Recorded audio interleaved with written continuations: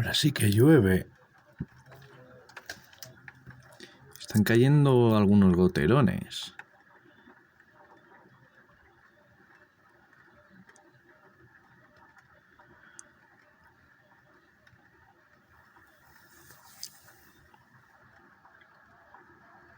Mirad, ahí se aprecia bien.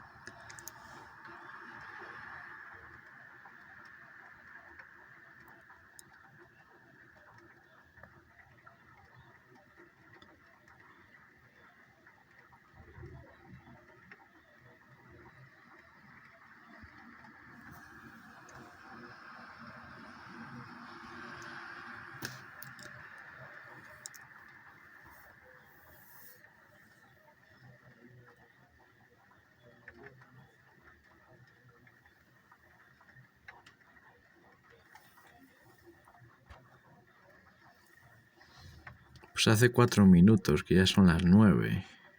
Son las 9:04. Ya estamos en alerta amarilla por lluvias y viento. Pero de momento el viento está calmado.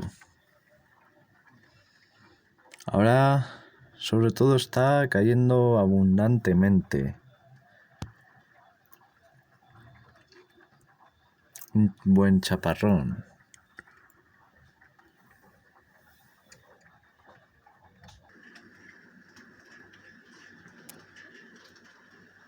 Aquí también se aprecia bien.